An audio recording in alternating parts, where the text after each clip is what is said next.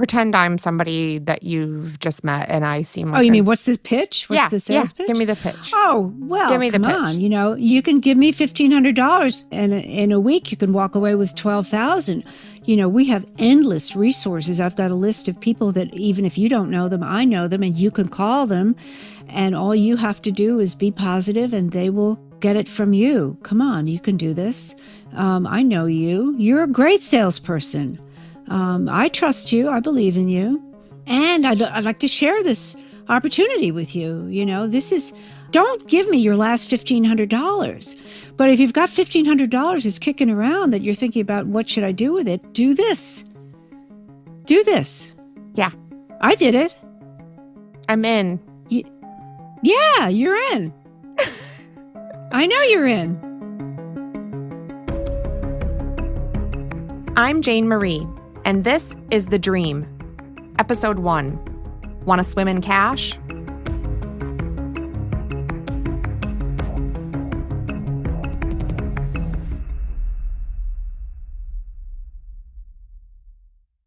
When we first started making this show, we were super pumped, jazzed. But we had to keep the topic under wraps for as long as possible. The subjects of our investigation are highly litigious, for one thing, and we had to get close, inside how they work, without them freaking out and closing ranks. That was touchy enough. But then there's this other thing. Half of my family and most of my friends from my hometown are involved, directly, intimately. And we're going to bring you into their world. It's sketchy and crazy-making and almost unbelievable.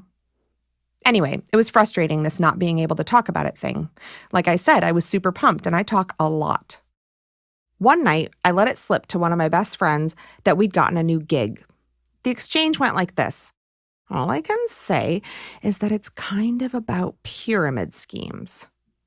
And he goes, "Oh, you should talk to my mom." What?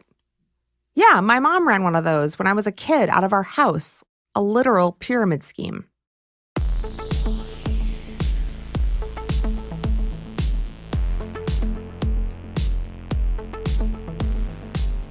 Picture this loft. There is a 16-foot high, 22-foot wide window overlooking the World Trade Center. Ladies and gentlemen, my friend's mom, Nan. So it's got white pickled floors, a 16-foot ceiling, and 3,500 square feet. It is jammed.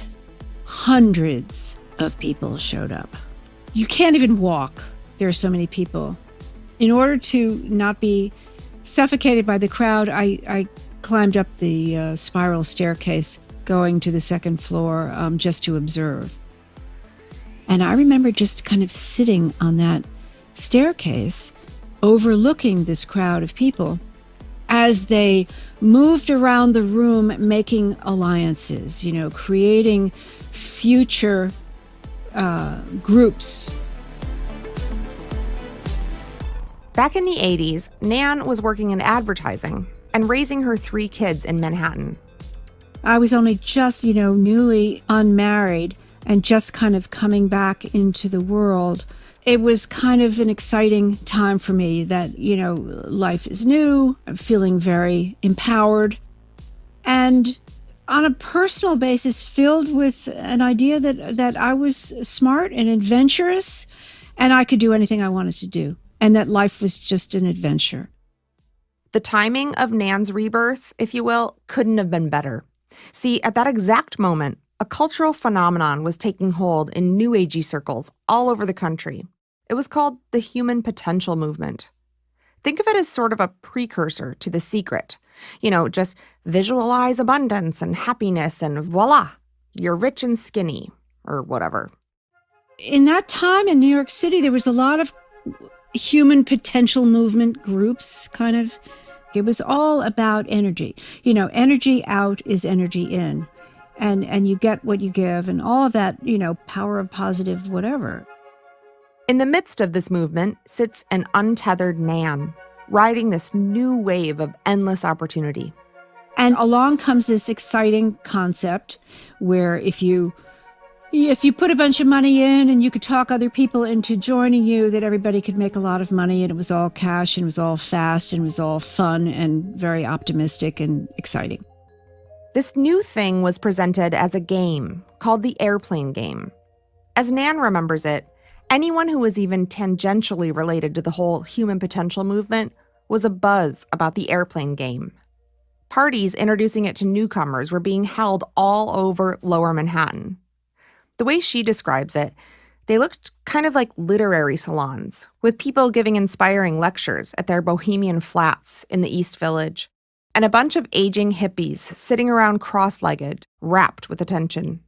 There were stories about these people who had come from California, who took up residence in some lecture hall in the East Village, and these people were giving lectures on the new way of making money while stepping aside from the establishment.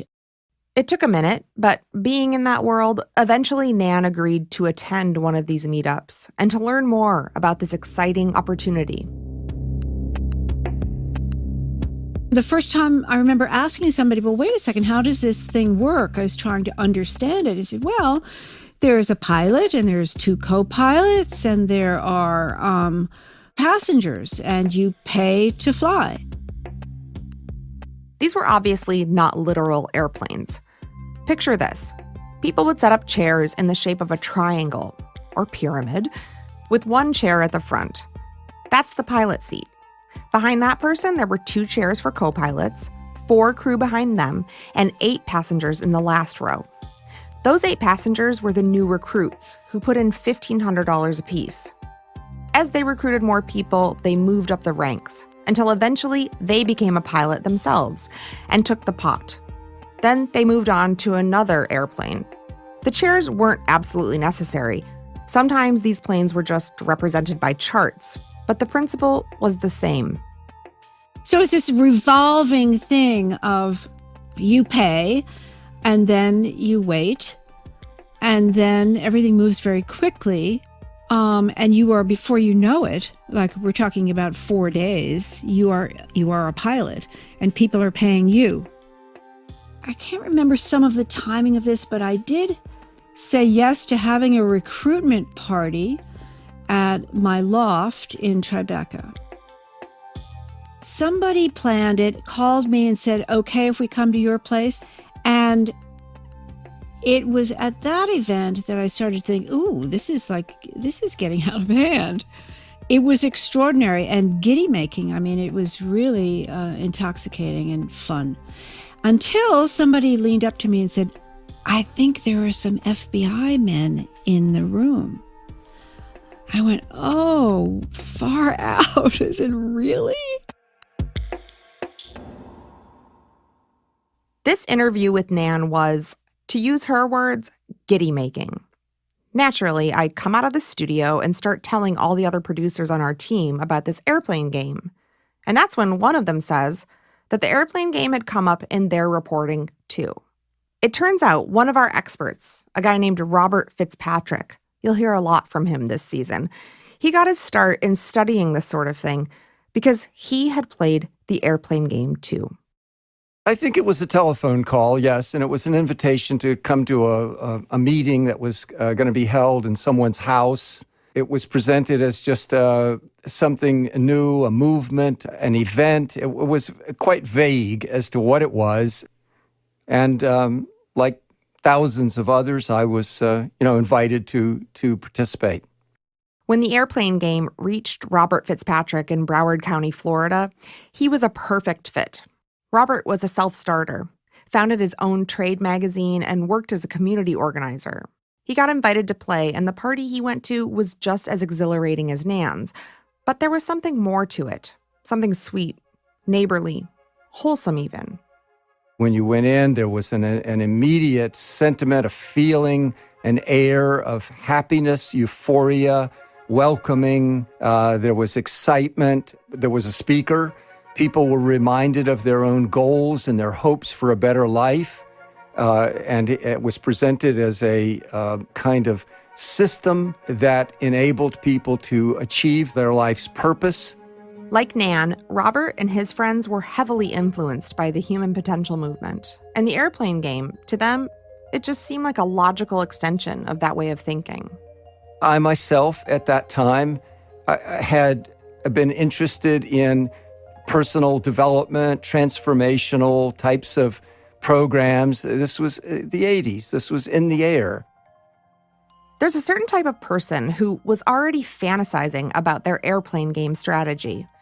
Like with spreadsheets and charts and party plans and a vision board. Nan was one of those people. So I take 2 weeks off of work and put what I called my flight plans up on the wall and go to work.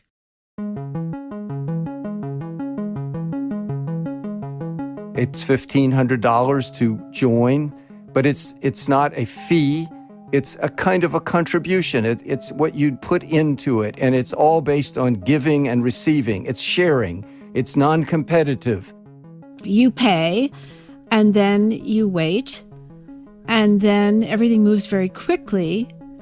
And you are, before you know it, like we're talking about 4 days, you are a pilot, and people are paying you.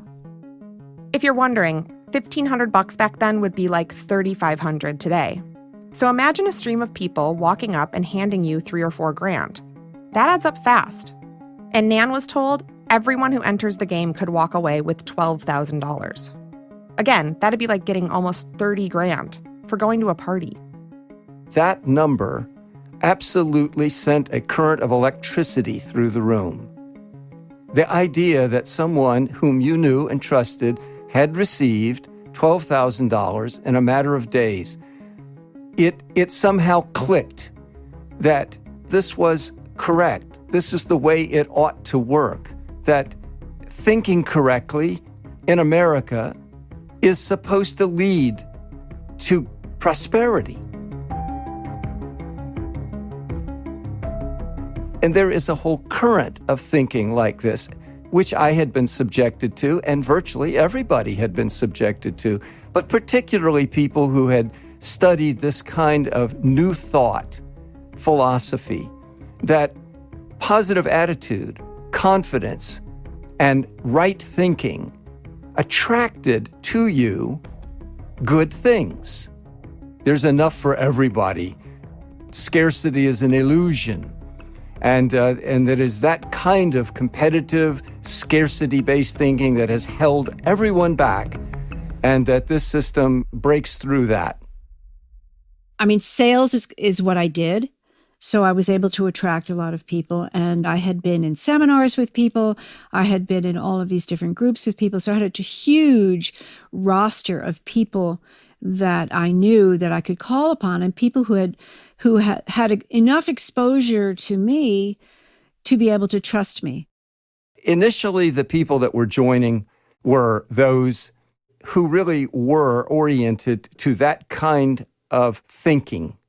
I considered myself kind of wily, like one of the first in Tribeca, managed to wheedle my way into a 3,500 square foot loft that I paid $700 a month for. If you're the type of person who moved into a 3,500 square foot loft in Tribeca in 1987, then you're probably also the type of person who'd have no problem figuring out how to get the most out of this game. You, like Nan, would be raking it in. Some others got up and said not only had they received that, they had re-entered it as a passenger and gone through the process again and received another $12,000. So these were testimonials that now the mechanism, the math of this, the structure, sort of went into the background. Every time I made money, I would buy into another plane. I mean, what the heck? You pay $1,500 and make $12,000. I can be in 5 or 6 planes all at the same time, which is what I did. I was able to attract a lot of people, and the money started to flow immediately. The kids used to gather around the bed as I would just, laugh and invite them to jump into the cash that was all over the bed. It was just hilariously fun. I mean, at that point, there had to be 30 or 40, maybe $50,000. Like in, $100 bills or something. It was just crazy. It wasn't that there was so much money, but it was all cash. And it was like mountains of cash. And that was the scene that arrived with me. Sort of, hey kids, you want to swim in cash? Come on into mommy's room and let's all swim in cash.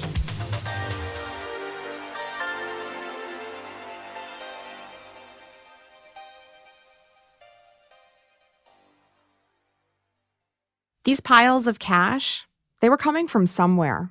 And while Nan's passengers were more or less acquaintances with money to play with, Robert's community in South Florida was made up of friends and family. At some level, we knew that if we said this to someone we didn't know, if we couldn't leverage the trust and relationship we already had, it would probably sound bizarre. It would sound commercial. It would sound crass. But if I know you, it can suddenly transform into something in which I am giving. It's something that you would share intimately almost.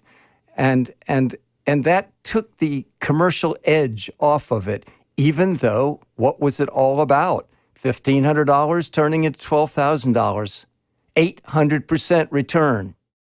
It didn't take much to know that was ridiculous. But I knew it was trappings for a Ponzi scheme. I just didn't care.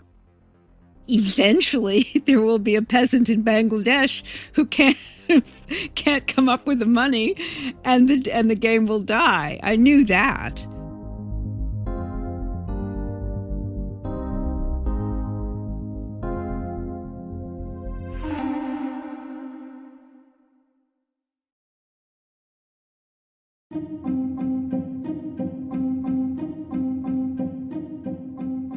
Okay, where were we?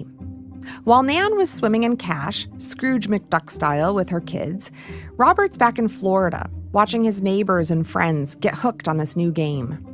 I lived in South Florida around 1986, and the airplane game arrived, and it exploded. It just became a sort of mania. People were smiling. There were a lot of familiar faces there, people that I knew. They looked like me.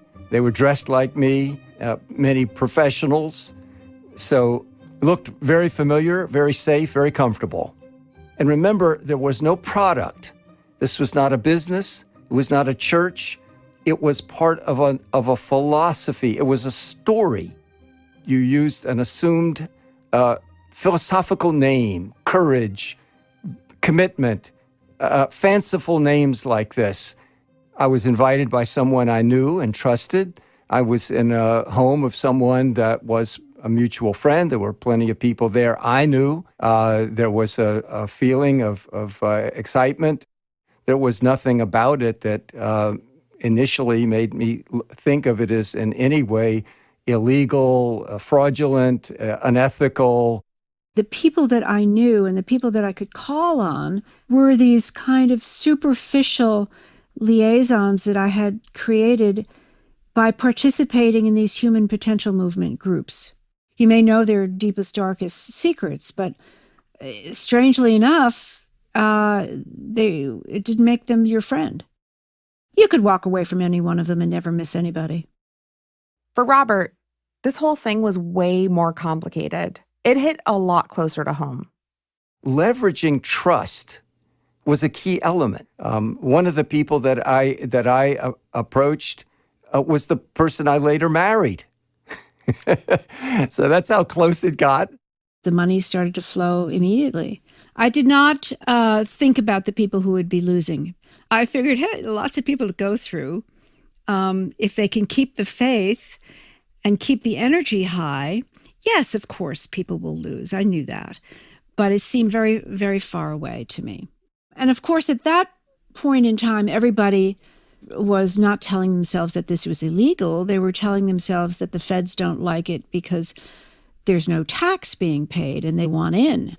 That was the attitude. It wasn't, we're doing criminal activity. It was like, screw them. We're doing this on the side, and we are making up our own rules, and everybody is a willing partner here. What's the problem?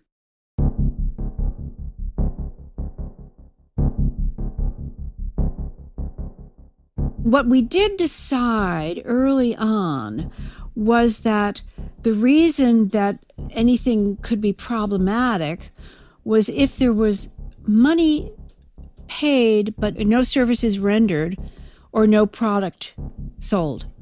So we decided that what you needed to do was give something for the money. So what we did was we would present roses.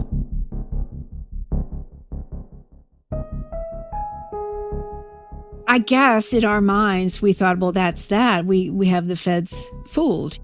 So when people came in and delivered money in big fat envelopes, I would present them with a rose. So they were buying my flower. It was a $1,500 rose. Yes, a very, very special rose.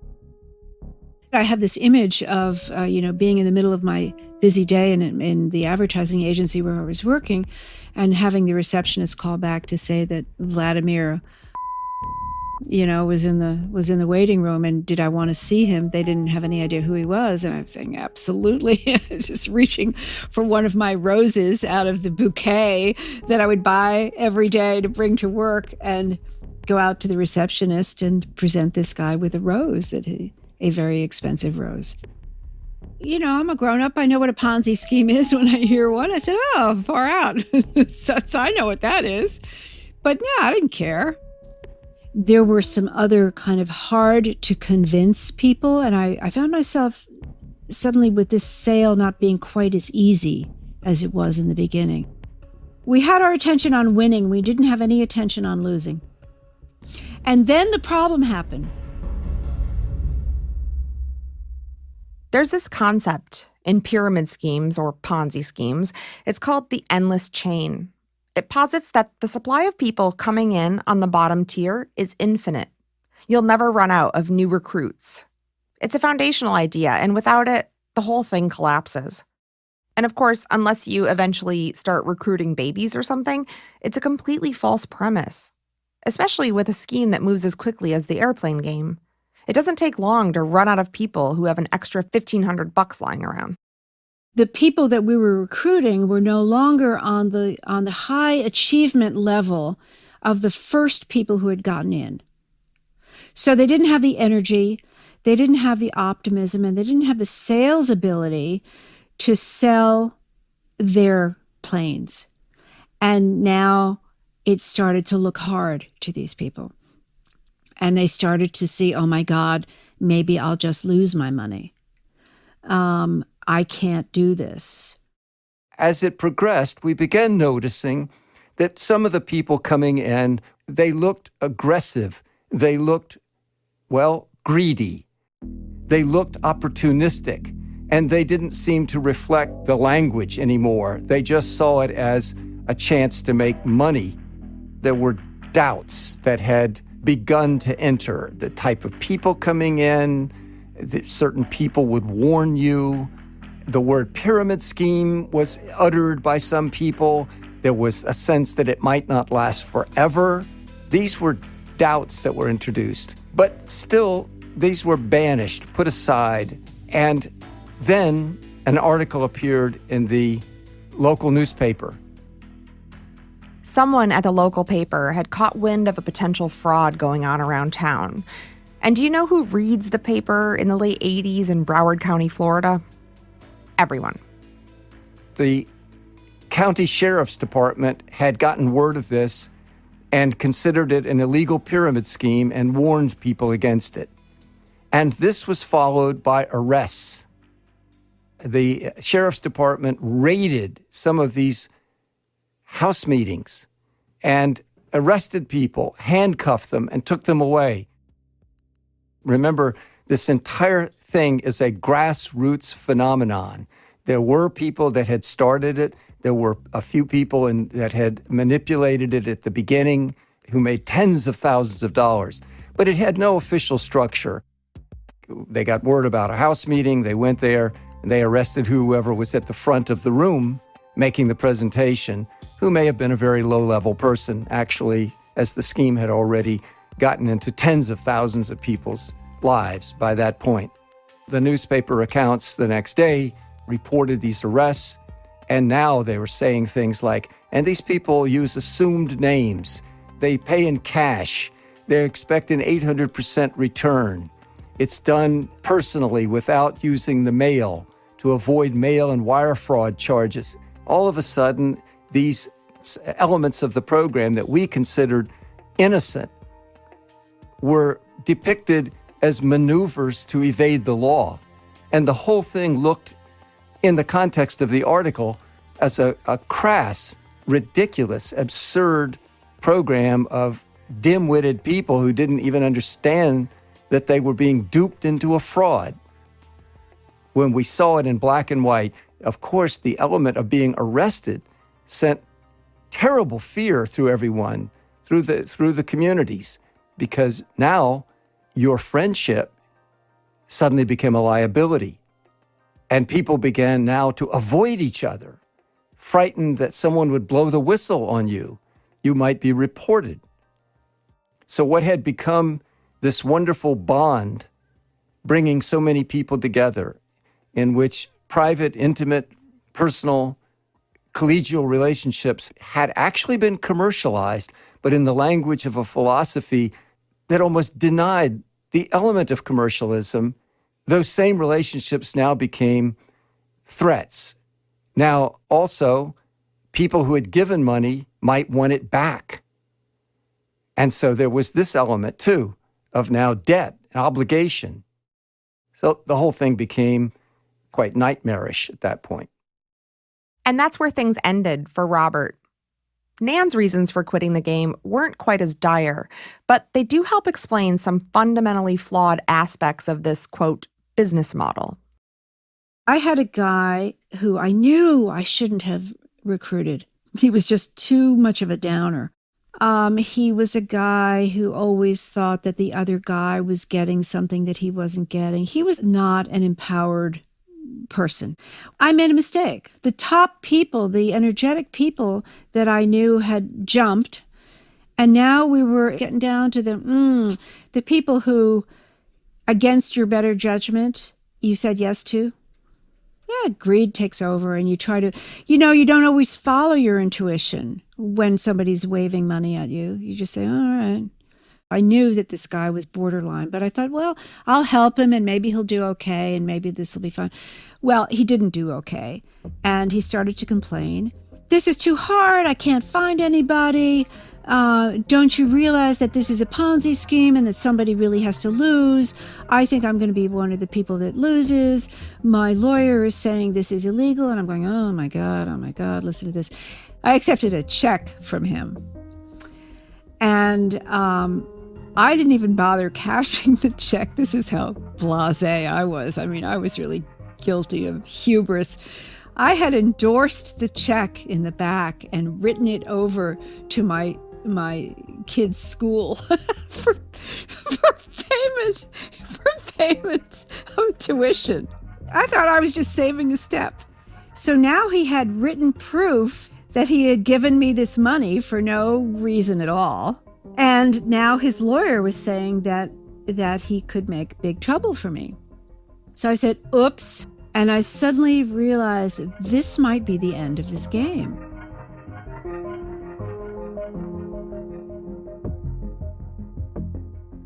So he called me up and started threatening me with all of this stuff in his whining, complaining, loser way.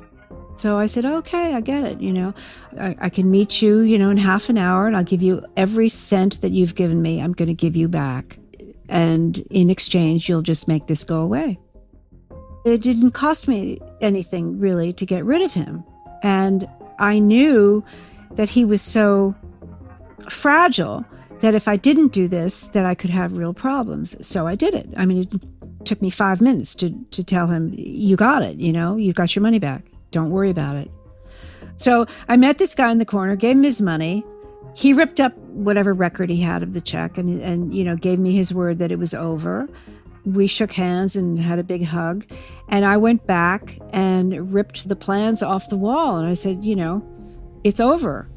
We're done. Went back to work the next day. That was that. I didn't know what a pyramid scheme was. And if whatever I did think I knew of it, I didn't think it was something that would show up among my friends. I thought it would be a group of sleazy-looking characters wearing a lot of gold, maybe. But it wouldn't be people that had attended all these courses and were good, ethical, altruistic people. If pyramid schemes were only run by sleazy guys who would also try to sell you a Rolex out of their trench coat, we wouldn't be talking about any of this. Roping in otherwise wonderful, lovable people who you trust is crucial to making these sorts of things work. Just because I was stopping, I didn't think that it meant that anybody else was stopping. I never gave them a thought. I mean, that's probably, me as a terrible person. But I did not experience that I had left anybody hanging. Okay, here's where you get to find out what this show is really about. Remember at the beginning I said it's kind of about pyramid schemes? It's actually about something called multi-level marketing, or direct sales, or network marketing. And there are a lot of companies that work this way, where you recruit someone to work under you, and then they hopefully recruit someone to work under them, and so on and so forth. And they are, legally speaking anyway, not pyramid schemes. As much as one would like to classify them this way, we're not allowed to. Not yet. Robert Fitzpatrick is an expert in these sorts of schemes. That's why we called him in the first place, which was what made it so shocking that he had been taken in by one. Well, let us just go forward to 2008 and have people offered loans which they did not have to show their own income, that were told the house will go up in value forever. Don't worry whatever the mortgage payment is. Don't worry about that payment where you get a low interest for a year and then it changes over. But don't worry because you'll be able to refinance because the house will have already gone up in value by then. You nailed me. I did it. Right. Oh, there you go. So if you knew that, if you experienced that, if you accepted that without question, then you know exactly what I'm talking about. I loved the house. I wanted it. There you go. And didn't you deserve it?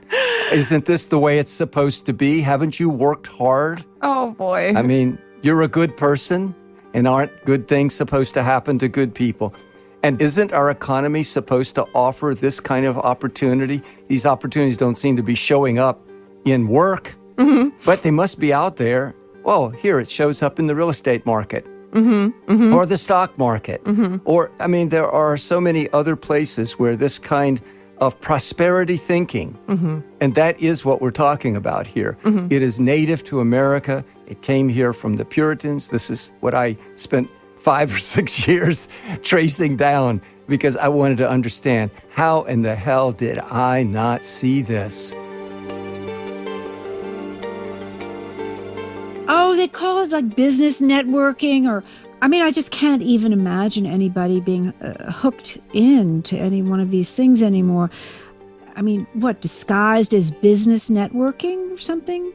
This entire fraudulent structure based on the endless chain, which is unsustainable, mathematically impossible, was obscured by simply a story about giving and receiving. In multi-level marketing, exactly the same structure, mathematically impossible, unsustainable, and so on, that will produce these massive loss rates, is covered over by a different story. It's the story that you are actually buying and selling products, that it's a business called direct selling. You've never been into a direct sales company. It's kind of hard to understand, but there is no comp plan out there that can beat it. Our guys are making triple and quadruple the money. You know, your best friend that you've been best friends with since high school and she's struggling a little bit and you know her so well, like, call her up. We are building so quickly here, and you can make some serious money. And anyone worth recruiting will also see it as a relationship. Let me say that again. I want you to hear me again. Anyone worth recruiting will see joining you in this business as a relationship. Okay? Don't get too informative. If they ask you the informative questions, like, give them that information, but do it in a very fun, relaxed, uplifting way. We're at a ground floor level, people. People are not realizing what we have now and are not taking advantage of it. I want you to take advantage of this opportunity and be able to just fly with it. If you recruit others, you'll move up the chain. And indeed, in multi-level marketing, it's designed to transfer money from 99% to 1%. You want someone who will give it their all and stick around. Multi-level marketing has codified into an actual business the deceptions, the delusions, the manipulations that the airplane game introduced. It's amazing, and it's not too good to be true. It's still based on a prosperity belief that we are entitled to these good things, that they can come to you through belief, through confidence, and through positive thinking.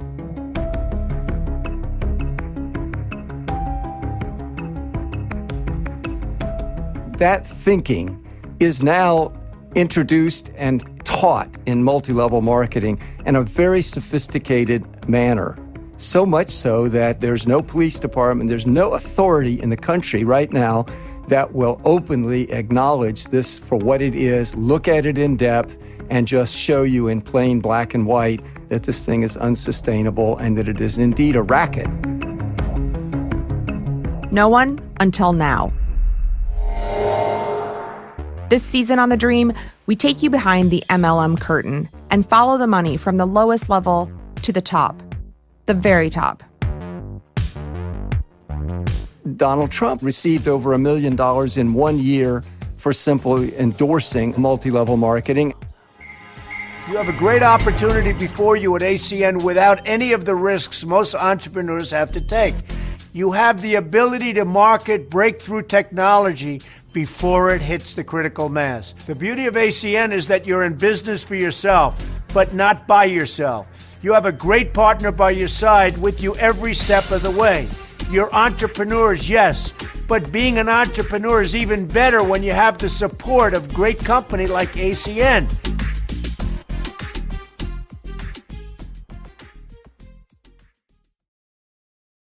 Coming up this season on The Dream.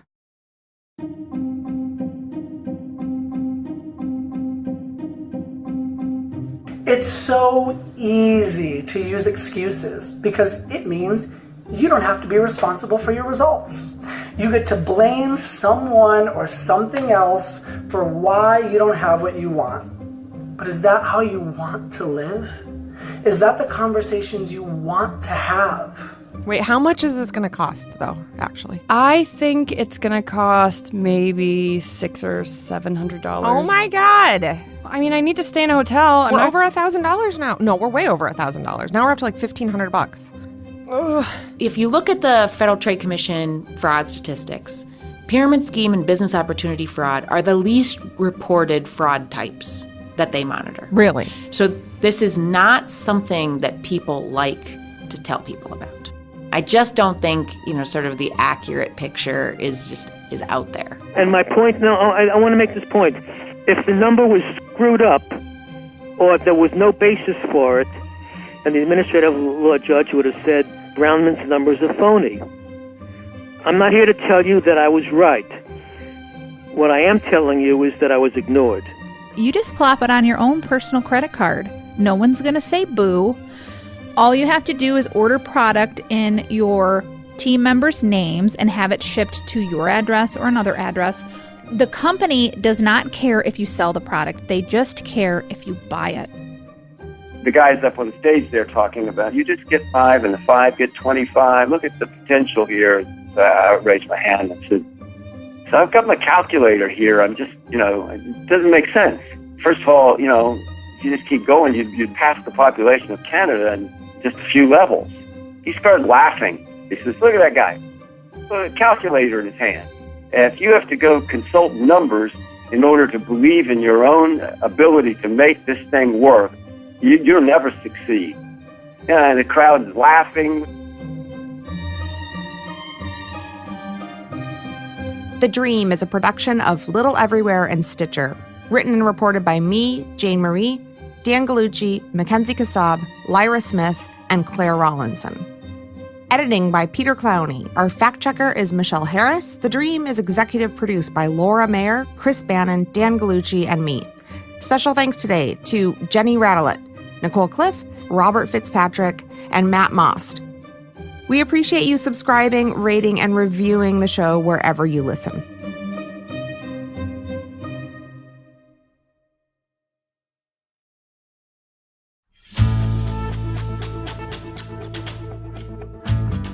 I mean, it's not like a brutal murder during the course of an armed robbery was a routine daily event in this part of the state, right? This is something that happened very, very infrequently. Adel, Georgia, a town of roughly 5,000 people not far from the Florida state line. In 1998, there was a shocking murder there. Police investigators quickly put a man in jail for the crime. He swore he was innocent. Basically, they was gonna get somebody black for killing that lady. But then, some 18 months later, a second brutal murder. And just months after that, 2 more. You see something savagery like that, it's like, somebody that does that is a straight psychopath. And the chance of 2 different people doing the same kinds of things, I mean, it just seems kind of crazy, right? I'm Jordan Smith. And I'm Liliana Segura. We're reporters for The Intercept. Together, we have more than 30 years of experience investigating wrongful convictions. We know how they happen, and how putting the wrong person in prison for murder means a killer goes free. Murderville, Georgia. Subscribe now on Apple Podcasts or wherever you listen.